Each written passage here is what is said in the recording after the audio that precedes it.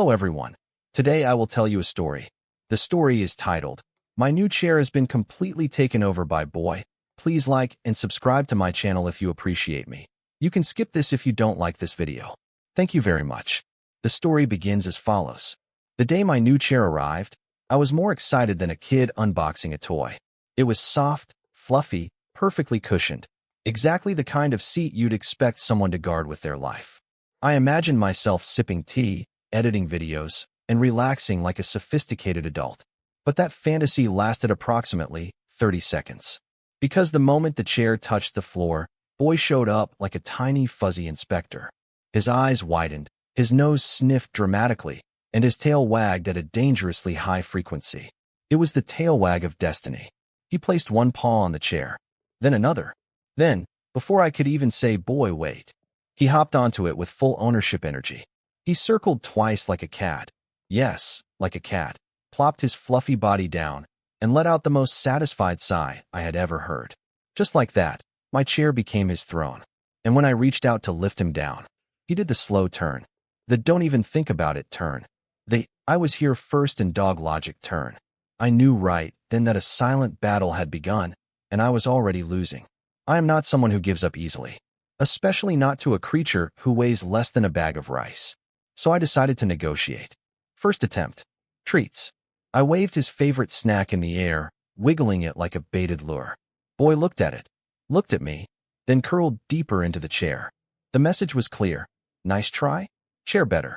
Second attempt. Commands. I tried my sweetest boy, swung now voice. He blinked slowly, too slowly, then yawned and stretched across the entire seat like he was posing for a magazine photo shoot.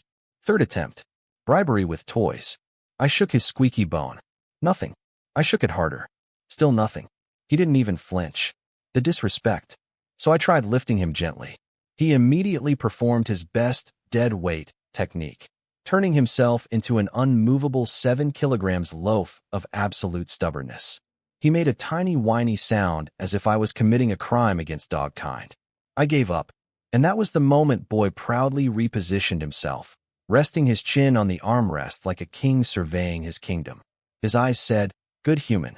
You may watch me now." And I sat on the floor. My new chair became his personal cloud, and I became the humble servant who financed it. By the next morning, Boy had developed a full routine with my chair. He woke up, stretched, walked past every other comfortable spot in the house, and jumped straight into it. If I sat first, he would stare at me with those dramatic, "I've been betrayed" puppy eyes until my guilt forced me to slide over. One time, he actually tried to squeeze onto the chair beside me, even though the chair clearly wasn't built for two. The moment he touched my lap, he made that satisfied little grunt again, as if saying, "Finally, balance has been restored." Slowly, I realized something. He didn't love the chair. He loved sharing a cozy spot with me. He liked how the cushions sank when he curled up next to me, how the sunlight hit the chair in the morning, and how I always ended up scratching his ears whenever he rested his head on my leg. Something that was originally mine became ours. And honestly, it was kind of precious. Sure, I still don't get to fully sit in my own chair, but I do get a warm little fluff ball who thinks that the best seat in the house is the one closest to me. And maybe that's better than any piece of furniture. When I think about this chair takeover, it's funny, but it also reminds me of something important about everyday life. Sometimes we buy or plan things with a specific purpose in mind, only to realize that life doesn't always go the way we expect. My new chair was supposed to be for me, yet it became Boy's favorite place. Instead of resisting, I learned to adapt, laugh, and find joy in the unexpected moments. That's the first lesson. Flexibility makes life softer. When something doesn't go exactly as planned, allowing yourself to adjust keeps your days lighter and happier. The second lesson comes straight from Boy's actions. Love often shows up in simple, quiet ways.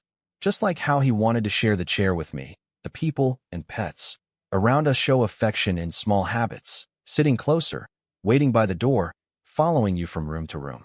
Paying attention to these little moments can make your daily life feel warmer and more meaningful.